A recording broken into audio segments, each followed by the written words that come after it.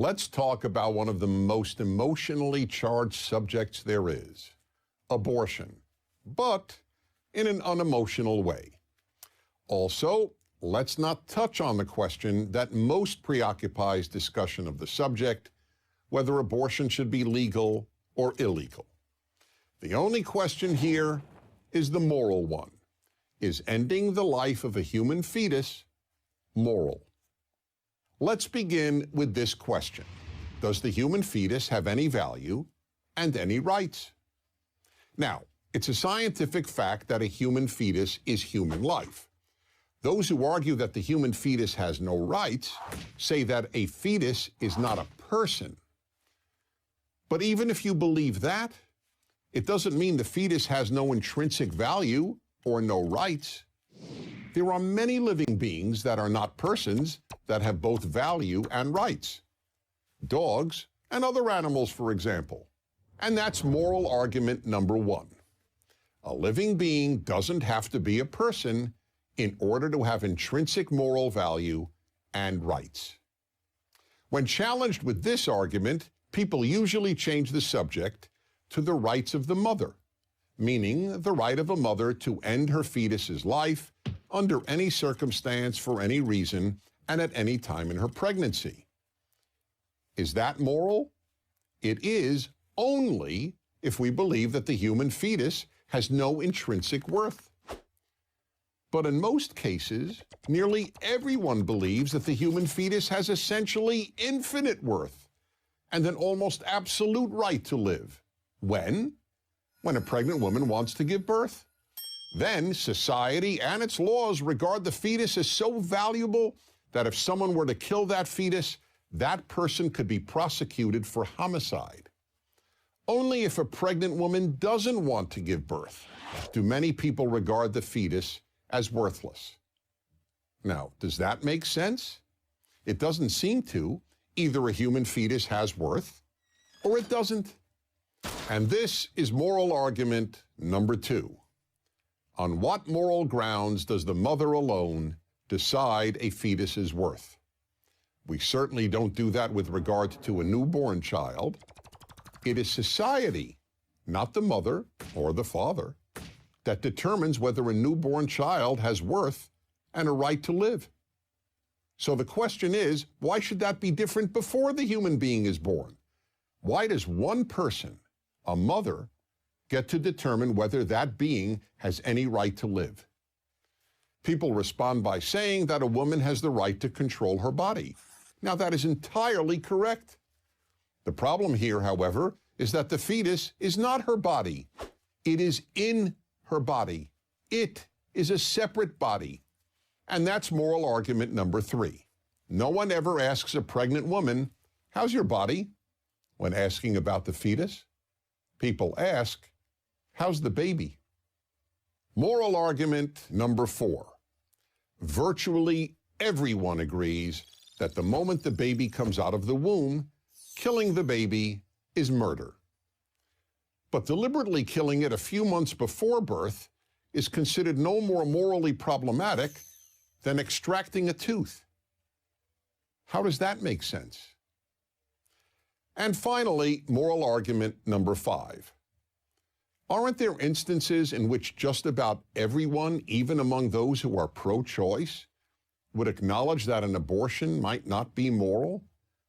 For example, would it be moral to abort a female fetus solely because the mother prefers boys to girls, as has happened millions of times in China and elsewhere? And one more example. Let's say science develops a method of determining whether a child in the womb is gay or straight. Would it be moral to kill a gay fetus because the mother didn't want a gay child? People may offer practical reasons not to criminalize all abortions. People may differ about when personhood begins and about the morality of abortion after rape or incest. But with regard to the vast majority of abortions, those of healthy women aborting a healthy fetus, let's be clear. Most of these abortions just aren't moral. Good societies can survive people doing immoral things. But a good society cannot survive if it calls immoral things moral. I'm Dennis Prager. Hi, and welcome to my home. I'm Dennis Prager. This is my home. This is my fireplace. I guess you could say it's my fire. It's a funny thing to say, but yeah. By the way, you can't even build homes with fireplaces anymore in California. So this is an older home. There's a gradual choking off of a lot of life's joys that is taking place. But that's a good subject. You know what? I want to make a list of all the joys that have been choked off. Anyway, this is just a chance for you and me to have time together. It's completely non-scripted. It's all spontaneous. So even boo-boos are allowed to remain because it just is. And I take your questions, and let's go on. All right, so I think carefully about what it is I like to make some opening comments with regard to. I don't usually take things that are in the news for a lot of reasons, one of which is I want these videos, these fireside chats, to be relevant 10 years from now. I want people to watch them as if they were just made. So I try not to have dated material. I'm going to talk about a subject that's in the news, but it's not dated. I mean, it's again, this is 10 years ago or 10 years from now. This subject will still need some clear thinking, and I hope to provide that. So the subject is abortion and bills that are being sponsored in various states in the United States that would allow abortion at any time, so long as the mother believes that either her mental or physical health is involved. Then you can abort a child or fetus. I don't care what you call it. A nascent human, an unborn child, whatever you wish to call it, can be that's relevant, by the way. What we call it is relevant. I'll come back to that. But I don't care what you call it for the sake of this moment in describing the bills. So even though everyone acknowledges that in the third trimester of pregnancy, a child is completely viable outside of the mother, outside of the womb, nevertheless, that seems to have played no role in the bills that are being passed that allow it.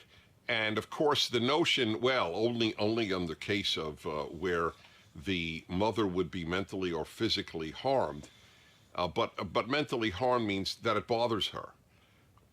Nobody denies that. So what I want more than anything else is that we tell the truth. I'm not coming at the subject from a religious or secular standpoint. I want just right now for us to be truthful. That would be an example of being truthful. That the mental health of the mother means anything that would disturb her. Excuse me. And it's allergy time here for whatever reason. But so let's acknowledge that. It's not a matter of, well, if she gives birth a month from now, she'll be mentally ill as a result. It will cause even physiological damage in her brain. So nobody really claims that. So the truth is, a woman could have it anytime she wants. That's what the bills are about. So let's talk about this subject, and let's remove as much passion as possible. And let me deal with a lot of the arguments that I have heard over a lifetime of discussing this issue. So, number one, the most common, and by the way, you can watch, I've done a video. Of course, I only do about 10% of PragerU videos, Prager University videos, and one of them is on abortion, and it's gotten a lot of views, but you may want to see it. But I have more time right now than in a 5-minute video, obviously. The most common argument is a woman could do what she wants with her own body. Now, again, all I ask, I beg of you, especially if you don't agree with me, I beg of you to just be intellectually honest here. No one is telling any woman what she can do with her own body with regard to abortion. Our society has the right to tell a woman what she can do with another body. I am stunned. I have to say, do you know what depresses me more than people I differ with on abortion? That people make arguments that make no sense and believe them. If you don't have a shared commitment to reason, you can't dialogue. What does that mean? It's her body. It's in her body. And there's such an obvious quotidian, meaning daily proof. No one has ever asked a pregnant woman, hey, how's your body? Now, why not? If it's her body, that's exactly what people would say. They go, how's the baby? They ask how the baby well before the third trimester. Pro-choice people don't say, how's your body? If a pro-choice person is talking to a pregnant woman, the pro-choice person will never say, oh, I hear you're pregnant. How's your body? They'd say, how's the baby? Only when there's a desire for abortion do we go into new rhetoric. The new rhetoric of, oh, it's her body, but it's not her body. And by the way, here's the irony. The same folks who say it's her body and say you can't tell a woman what she should do with her body do tell women what they should do with their bodies. That's why I've been talking, because I'm so annoyed about this movement to get rid of cheerleaders in football and basketball. They're telling women, and they did in the Miss America contest, you can't have a swimsuit competition. They didn't take a vote among the women. It was simply imposed upon them. These are the people who say a woman could do what you want. Well, what if a woman says, you know what, actually, I am in no way embarrassed to appear in a swimsuit, and it was part of the reason I got here. I've worked very hard on attaining this body, and it's part of what it is in real life. Looks matter. I'm okay with it. No, sorry, we're telling you that you can't do this with your body, right? I mean, that's the irony. They told women they can't do what they want with their body with silicone breast implants. A lot of you don't know about this. It was the very same folks on the left who are so pro-choice, who were not pro-choice on women having breast implants. Said, oh, it causes terrible diseases. It turns out there was no science behind that, none whatsoever. The silicone breast implants did not cause any diseases that any medical professional could identify. So that's not even true that they let women. The people who say let a woman do what she wants with their own body don't let women do what they want with their own bodies. They only argue pro-choice, let a woman do what she wants with somebody else's body, the baby. So that's the next question. Is it a baby? So here, let's at least acknowledge why these bills are so frightening. Everybody, at least everybody who accepts reality, accepts science, acknowledges that in the third trimester it's a baby. I work out three days a week with a professional trainer, a young woman, and she's pregnant. She and her husband are pregnant, as it were, and she showed me at the 20th week, she showed me the ultrasound that she had taken, right? Now, it's so incredible how this technology is advanced, because when I had ultrasound of my child, it looked like you were looking at clouds. It was completely not identifiable. The OBGYN said, oh, look, you see, there's a penis. A penis, what are you talking about? It's like cloud formation to me. But anyway, by the way, not that matters anymore, right? Because after all, you could have a penis and be a girl. This is what we are told. In New York City, you could check off when your child is born, not male or female. You could check off X. We're living in a very sick time. This is sick stuff. This is not progressive. This is primitive. This is beyond belief. This is new in human history. Anyway, so amazing. I wish I could show you this ultrasound of my trainers at 20 weeks. So at 20 weeks, obviously second trimester. And it's like the kid knows that he's being photographed and he's going, hi. And you see 5 fingers, as if I showed you this, you would think it was a black and white of a baby's hand. It is that clear, a hand, clearly 5 fingers that are up. So, okay, is that a baby? So let's talk about what we all recognize as a baby, third trimester. Because in third trimester, you could remove the baby from the womb and it will live. It is a fully formed human being that can live on its own just as a child after 9 months. All right? So why would one be allowed to take the life of that baby? What if the baby were removed? Okay, let's say there was a non-abortion, but simply a premature birth, right? A surgery was made, and the child was taken out of the womb. As very often they're called preemies, premature. It's a premature baby. Let us say that somebody walked into the hospital and smashed that baby's head, killed the or shot the baby to death, all right, or stabbed it. What do you think should happen to that person? Should the person be arrested? Better, make it more clear. What if the mother killed the baby once it was born? Do you believe she should be punished? I suspect you would say yes. So now I'm not advocating that women who have abortions be punished. I'm just trying to understand what is the difference between the worth of that creature if it happens to be inside a uterus or outside a uterus. I don't get it. And I mean I don't get it. It's not I don't get it, I don't agree. I don't get it. Why is it worthless inside a woman and infinitely precious outside? Why is it infinitely precious in the first trimester if she wants the baby, and worthless in the third trimester if she doesn't want the baby? You understand there's no moral coherence here. None.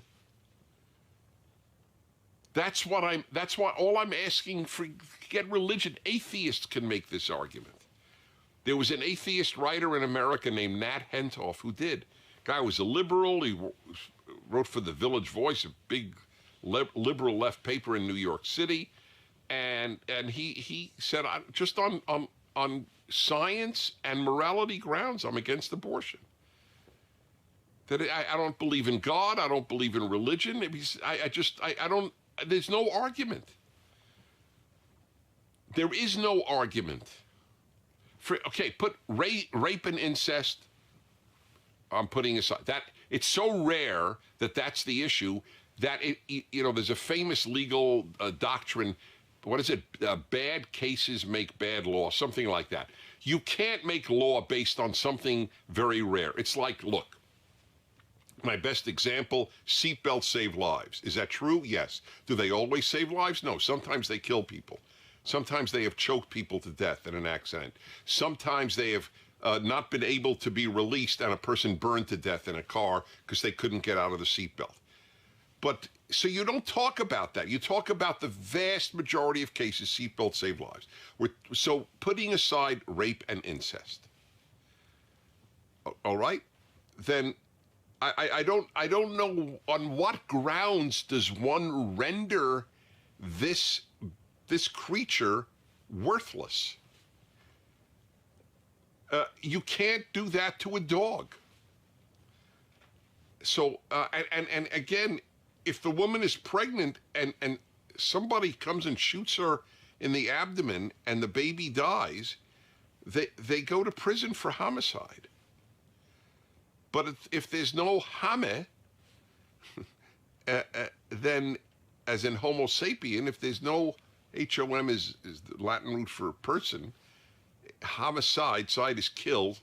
So if there's no killing of a human creature, why would you go to prison? If it's really just the property of the mother, then if I kill the baby a pregnant woman is carrying, I should go to prison for theft, not for homicide. All I've done is taken a possession away from her. No, so in other words, no one believes any of the rhetoric of the pro-choice world. All of that rhetoric is, the people saying it, confronted with what I'm saying, do not believe it. Is it just property? Is that what you believe it is? So if she wants it, it's a human being. If she doesn't want it, it's disposable garbage. There is no difference between garbage and the unborn. Call it whatever you want: fetus, person, baby. These are clear issues. I'm not talking, and I make this clear by video. Don't get scared. I'm not talking legality. I'm just talking logic and morality. There is something about a civilization that says that that until it's actually born, it's worthless. It's as I often call it, a pimple. So this notion, back to the original point, it's a woman that can do what she wants with her own body. It's first, aside from being a statement of such narcissism, which is what it is, because it's not her body, it's another body. That's it. Let us say we invent an artificial womb, so that within 3 weeks of conception, and I'm sure this will happen, there will be the signs. Within 3 weeks of conception, this tiny thing can be extracted from the woman, this fertilized egg, and placed into an artificial womb, right? Given the same nourishment, whatever, the same temperature, the same ambience, everything the same, as if the child were in the mother's womb. Could you kill it then if you don't want it? Really think about it. What if the mother then say, I don't want to give birth. I have no, the condom broke. I never wanted this to happen. I'm gonna kill this 1 month old creature. Would that be allowed? It's not her body. That argument would end there, wouldn't it? Is she the owner? Like one owns anything and can dispose of it as one wishes? These are serious questions. Woman can do what she wants with her own body is not a serious statement. The governor of Virginia actually said that. I was stunned, because it's such a vapid, it's such an empty concept. It doesn't mean anything. Okay, so that's the issue. Do you want to be intellectually honest or not? Is it a pimple or is it a precious being? That's really, you might say it's in the middle, but you've got to confront reality.